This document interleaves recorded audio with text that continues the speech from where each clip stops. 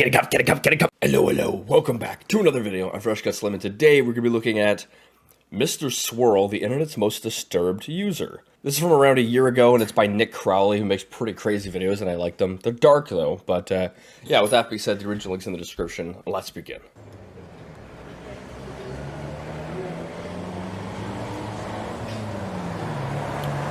Thailand, early 2000s. Pattaya, Thailand. Two young brothers enter a local internet cafe, take their seats, and begin playing their favorite games. One boy was 13, and the other just 8. And together, they sat there and played the way they always did, getting lost in their screens, wasting the day away, until one of the boys felt a tap on his shoulder. Standing there beside them was a similarly aged child, a stranger to the boys, but a friendly one who strikes up a conversation and eventually poses an offer. According to the unnamed child, he had a friend who lived close by that owned a special computer, one far better than the device they were currently using, and one that had any game you could ever dream of playing. No, that's a lie. Now, a better computer, sure, that exists, right? Especially if it's an internet cafe. It's not like they have top-of-the-line computers. This computer also has every game you could dream of playing? Well, that's just a straight-up lie. And he was headed to that friend's home right now, but he didn't want to go alone. It was an offer that the boys just couldn't refuse, and considering the child was clearly around their age, they saw no red flags and agreed to go with him, following the boy to a nearby apartment building, then up 7 flights of stairs, and into a dark room. Nah, dude. This is just leading up to some kind of disaster. But waiting for them inside that room wasn't some sort of supercharged computer, and it surely It was a supercharged predator, probably. wasn't a friend of the boys, and instead, it was a monster in every sense of the word. A depraved soul who, years down the line, would go on to become one of the most notorious predators I freaking knew it. ever to walk this earth, an entity known only at the time as Mr. Swirl. And these children had just fallen into his trap.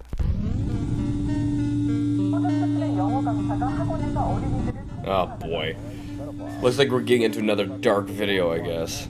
Who's now at the heart of a global manhunt. I guess it's typical for Nick's videos. Where to obscure his own They're always so dark.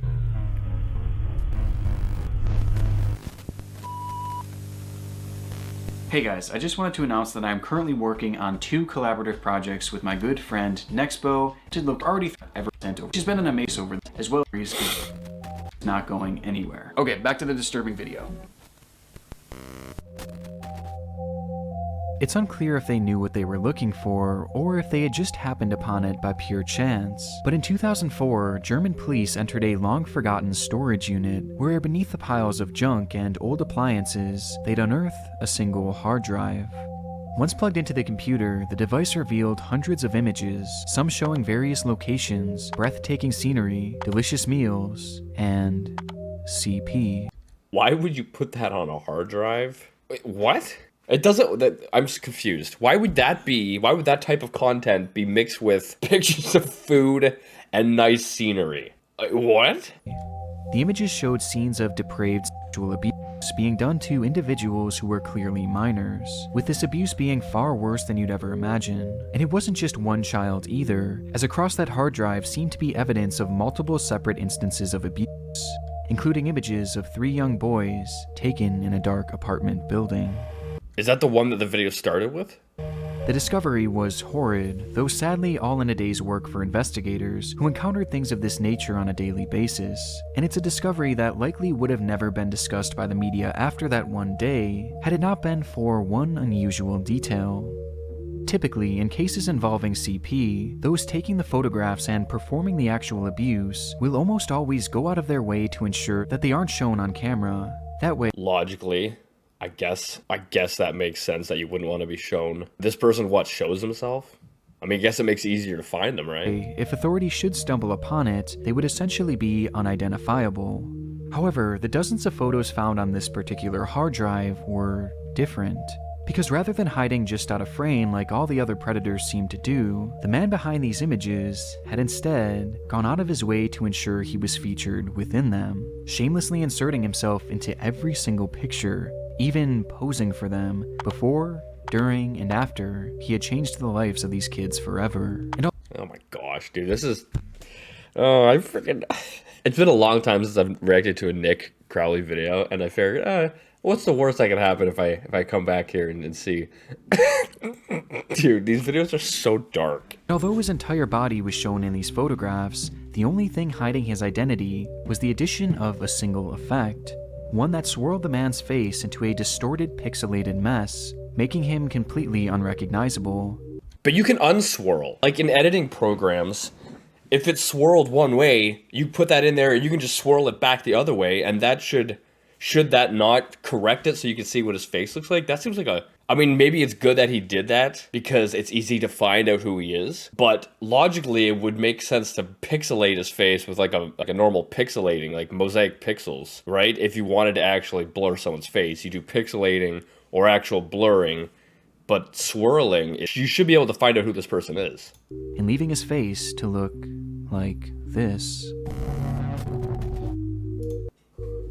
There was something so disturbingly arrogant about it. A man posing with his victims while destroying their lives, hiding behind only a single swirl of color, almost as if he was taunting any investigators who might eventually find these images.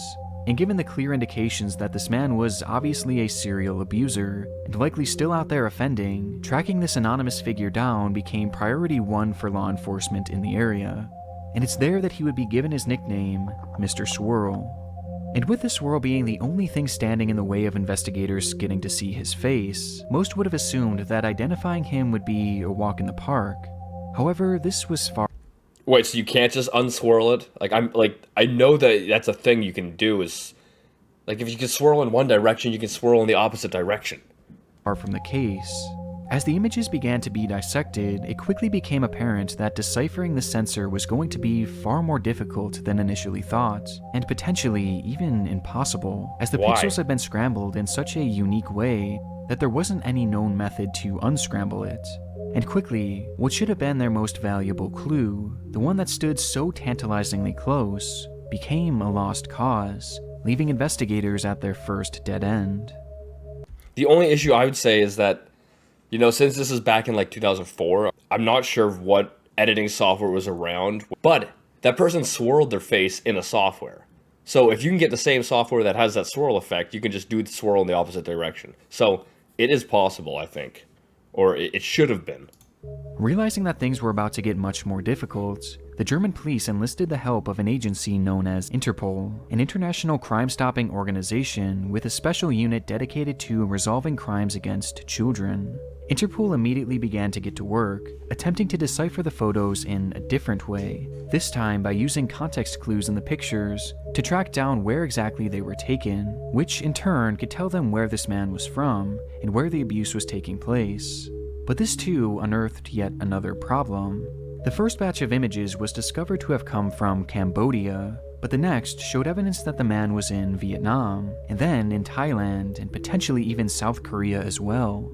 He's moving around doing all this crap, making it harder to, pinpoint an actual location. Rather than gaining clarity, the locations of these images instead made the search even wider, as the man was seemingly traveling from country to country, committing his crimes and then fleeing, thus never staying long enough for law enforcement to catch up with him, making it... That's freaking smart. Evil, but smart. You fly away so that way you're out of the jurisdiction of the country. Completely unclear to investigators where he was actually from. And given just how vast his travels were, at this point, it was realized that Mr. Swirl could be anywhere. A moving target, so to speak. And an active one as well. During the investigation, which would later be dubbed Operation Vico, in reference to Vietnam and Cambodia, which seemed to be the main sites of his abuse, investigators made a disturbing discovery. That Mr. Swirl's photographs were not exclusive to just that hard drive, as photo after photo began to appear on various online forums, with all of them featuring that disturbed, swirling face. Online forums? For what? Like cooking or traveling? Because apparently he likes to do the both of those as well.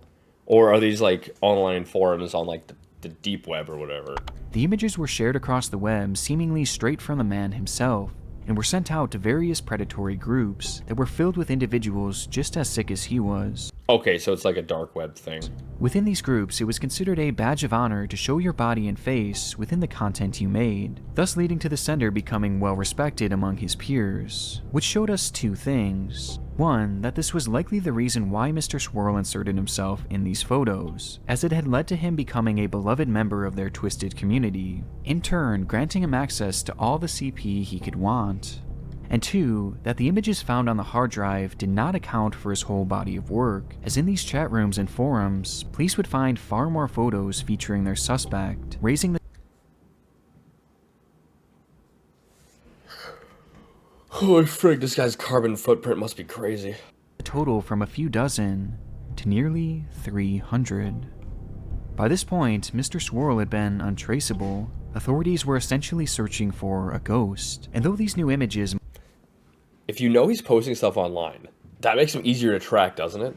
must have felt like a gut punch at first, they would eventually prove to be integral to their investigation, as for the first time in their hunt, Mr. Swirl had made a key error. Within these postings, Mr. Swirl had forgotten to hide his IP address, in turn revealing the general area in which they had been sent, Oh, okay.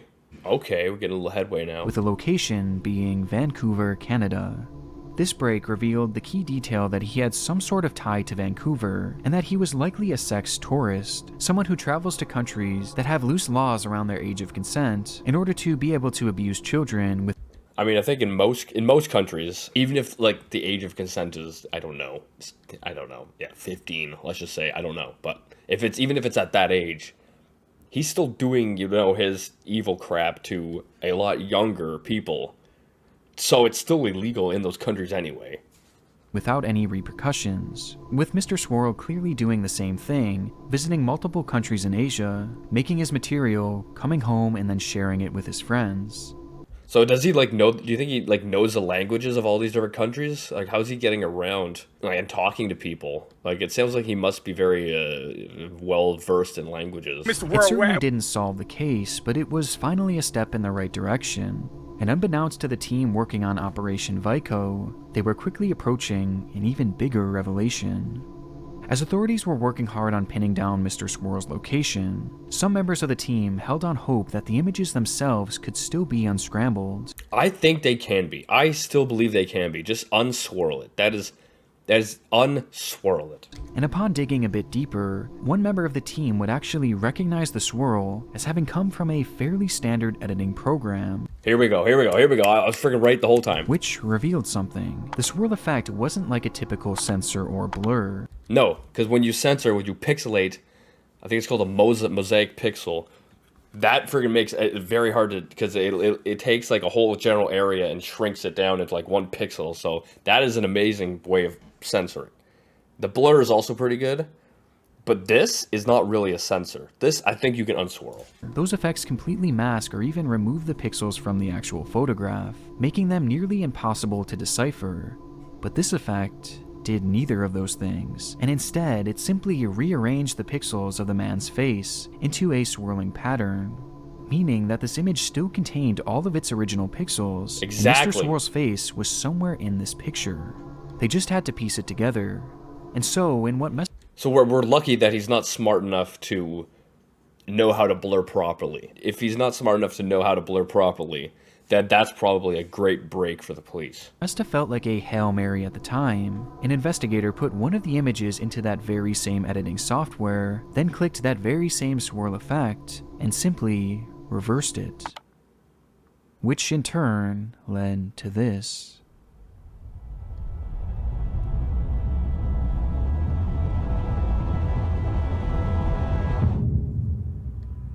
In an investigation that started all the way back in 2004, finally, Mr. Swirl's face was revealed with a single click a whole 3 years later, confirming not only what the man looked like, He's got a weird eye, doesn't he? Like something's off there. Or maybe it's not swirled completely. but also that it was truly just one man behind the swirl. And now, all they had to do was find him. Interpol first started their search by sending this man's image to every single police station the network had access to, asking if anyone across the world had a criminal in their database who might match this photo, but this attempt would fall flat, indicating that whoever this man was, he likely had no prior criminal record. Time was clearly of the essence, and they knew that with Wouldn't it be like better just to send it to Vancouver or whatever? Because if that's where they think the guy's located, why would you be sending it everywhere? every waking moment, Mr. Swirl could be adding to his list of growing victims. And wanting to act fast, Interpol made a fairly unprecedented decision. They reached out to every single major news outlet across the world and asked them to show this man's face on their broadcast to help bring this Yeah, that's a good idea. That's a good idea. predator to justice. Additionally, the images of Mr. Swirl's face were also plastered in all corners of the internet, and within just one day, the story was quite literally everywhere. What started as a small search for an anonymous man had become an international manhunt overnight, and within just hours, Mr. Swirl would be anonymous no more. Hey, they found him. Good. See, look, I freaking called it. I called it. You can literally just unswirl it. Our top news story this hour, the worldwide search for a suspected pedophile is concentrated in Thailand this morning. We now know the suspect is a Canadian. The CBC's Michael McAuliffe reports from Bangkok. This morning, Interpol announced they now believe they know who the man is. He's been identified as a Canadian. I'm not trying to make light of this situation. Okay? But the fact that this creep was in Bangkok and got caught, there's a little bit of irony in that, I think. But I'm not trying to make light of the situation. 32-year-old Christopher Paul Neal. His name is Christopher Paul Neal. Not only did Neal's face and body match perfectly with Mr. Swirl, but he also had grown up just outside of Vancouver where the IP was tracked to. And he had moved from country to country across Asia in recent years, countries like Cambodia, Vietnam, and Thailand. The resemblance was so undeniable that even one of his own family members came forward to help identify him. Christopher Neal was in fact Mr. Swirl, a discovery that came with some disturbing revelation. Let me guess. He's a freaking school teacher. As it turns out, Christopher Neal was actually working as a children's English teacher. Unbelievable. Unbelievable. I know that, you know, people who are predators are most likely to associate themselves in areas where they're closer to the victims. So, like, not every school teacher is a creep, okay? But if you're a creep, you're most likely, you know, there's a higher chance that you're going to get a job working near kids or with kids because you're closer to, you know, your victims or whatever. So, I mean, I can't believe I actually called this. A job he had held in each of the countries he was discovered to have abused young boys in, making it likely that he was a school teacher in every single country? He used this position of power to lure in children from his classes to eventually abuse them and share their photos online. Along with this, it was also revealed that he had used his relationships with young boys to help lure in other children for him to assault. As looking back on the story that started this video, he had recruited a clueless child he knew to lure those two brothers back to his apartment.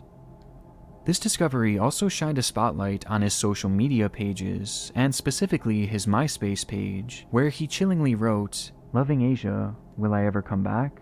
while in the midst of his abuse spree. But for me, one of the most shocking revelations was that those images that he had posted during the investigation weren't actually posted to his computer. At some point in the early 2000s, Neal had stopped home for a brief vacation to visit his family, and while there, he decided to upload all of his CP to his internet friends. But rather than using his personal device or a public computer, he instead broke into his own brother's laptop and uploaded his content there. Oh my gosh. So now he's like, it's almost like he's trying to like incriminate his brother or something. That way, the images would be tracked to his brother and not him, which explained some kind of brotherly love, huh? That's horrible. why he never bothered to hide his IP address. The more they learned, the more disturbed the story became, as even at the time they discovered his identity, it was revealed that he had currently been working in South Korea as a teacher. But when the officers arrived to arrest the man, he was already long gone. Having certainly seen his face all So they didn't catch him yet. I thought they caught him. over the news, Christopher made the decision to flee the country, being spotted in this image captured at an airport in Thailand, as he had flown to the country likely in an attempt to find refuge. Throughout the following days and weeks, his likeness would turn up time and time again in the country, indicating that Why would you go back to those countries that you had already committed the crimes in? Because Interpol had already sent, like, sent the picture around. Logically, I'm not giving advice here, but logically you would think you would go to some place where you've never been before, where they most likely don't have an image of you to compare, oh, there's the freaking diddler. Get him. It makes sense to go to some place that you've never been before instead of going back to like places that you have been. Like you're just, I don't know. he was somewhere in Thailand hiding out, and having cornered him in the region, it wouldn't take long for police to knock on the door of an abandoned house in the middle of nowhere, in which Christopher Neal happened to be hiding, bringing the multi-year search for Mr. Swirl to an end. So when did they end up finally catching him? It sounded like he got away with it for a long time. If it started in 2004 and it was going on for, I think, Following his arrest by 3 Thai or 4 police, years? Neal will be charged for his assault on those 3 young boys from the internet cafe, as it was the only crime they could prove had taken place in their country, and with it carried a prison sentence of 5 years. what? For each child or for all of them? What is it, a group discount? Like, that seems like way too little. Way too little. Admittedly, the sentencing was light, but the plan was to have Neal turned over to Canadian authorities after he did his time in Thailand, where they would also prosecute him all over again. Okay. But still, that's still way too little for 3 people.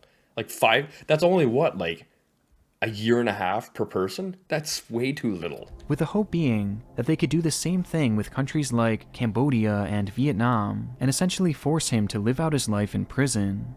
But he's still traveling the world somehow. He's still traveling the world, but in prisons. However, when the sentence was completed in 2012, and Christopher was deported back to Canada, the shocking decision was made to allow Christopher Neal to walk free. What? When Neal was detained in Canada, authorities let him walk under the condition that he would never own a device that connected to the internet again.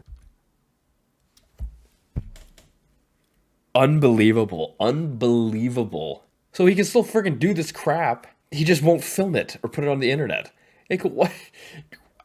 Yo, I am at a loss for words over that ruling. That is not justice.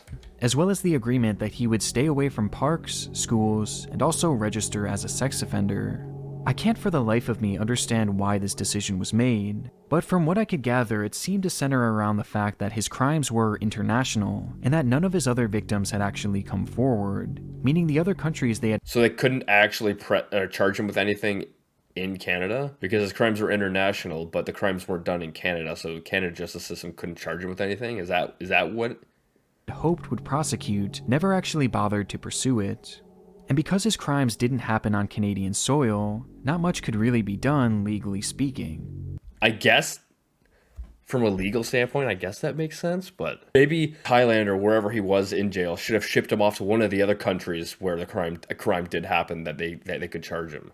And so in the end, the hunt for Mr. Swirl ended up lasting almost as long as the sentence he served. And even after everything this man did, he was let loose and allowed to assimilate back into society. I would hate to find out what he's up to nowadays. The odds of him living a normal life I would say, are probably very low. Do you think he learned his lesson? I personally do not believe he did. But this isn't where our story ends. Oh no. Not even a full year later in 2013, it would be uncovered that Christopher Neal had somehow managed to purchase a computer. Well, it's not freaking hard to buy a computer. Like, literally all he could do is get enough cash, buy some, like, prepaid credit cards or whatever, and then buy one online using, like, a VPN or something, and then get it shipped to a P.O. box or something like that. It's not freaking hard. Unbelievable. And also connected to the internet, a clear violation of his conditions. And though he claimed it was just for writing a book about his life experiences, when investigators seized the device, they would, unsurprisingly, find even more CP. I told you, he didn't learn his lesson. Hopefully now he's done stuff and he can be prosecuted now. 25 images to be exact. including 2 with his signature swirling face. Yeah. He did it again? This guy is, you know, not the brightest. Did he not know that? I'm at a loss. I'm so at a loss for words. As it turns out, Christopher had been using the device to contact his fellow pedophile friends, where he would even message one of his disturbed friends right after his release, saying, "The Swirl liveth still," proving without a shadow of a doubt that he was remorseless about his crimes. Yeah, no kidding. No kidding. I freaking told you, there's no way he learned his lesson over 5 years from all the crazy crap he did. Who knows how long he was abusing, you know, people. And took pride in his new nickname. And somehow, the discovery got even worse from there, as it was revealed that a friend of his had shown him how to access the deep web, and how to share these photographs in practically an untraceable way. I thought he was already doing that. But he's not, like, going on MySpace showing these photos before. Where the frick was he doing it that it was somehow not taken down? Thus allowing him to continue being active in these predatory groups, no matter what restrictions were placed on him. After Canadian police made this discovery, Christopher would yet again be arrested, and this time they had the chance to really send a message and put him away forever, as clearly letting him walk away the first time was a mistake, as he wasn't reformed even in the slightest. And so, to make up for this, the judge would give Christopher Neal the whopping sentence of just 5.5 years, with time served, meaning that he would only end up in jail for a little over 14 months.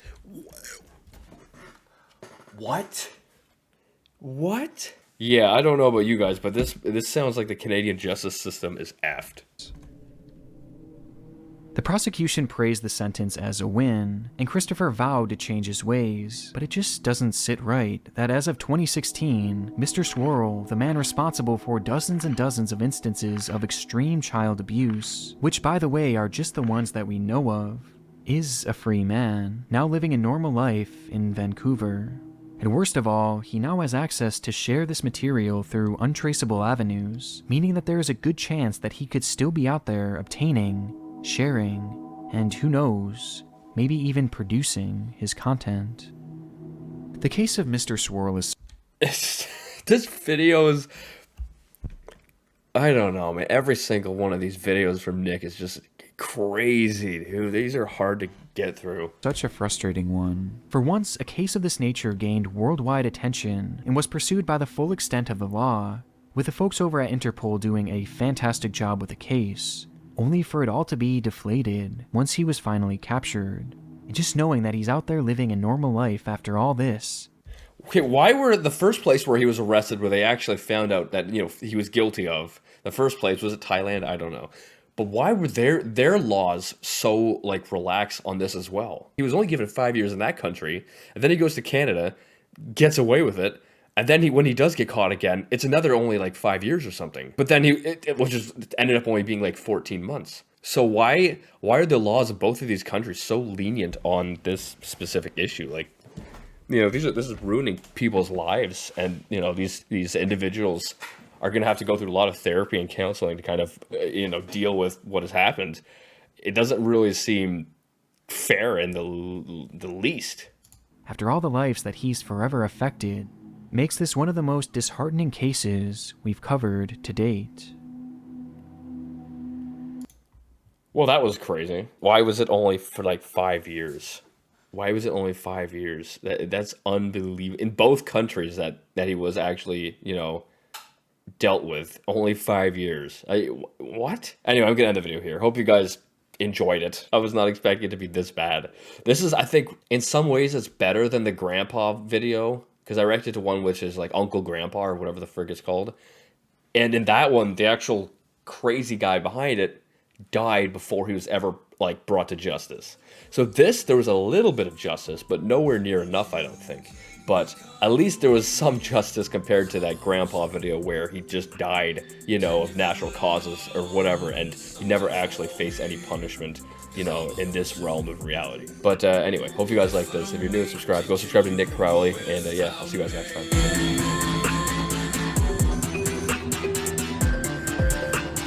You go away.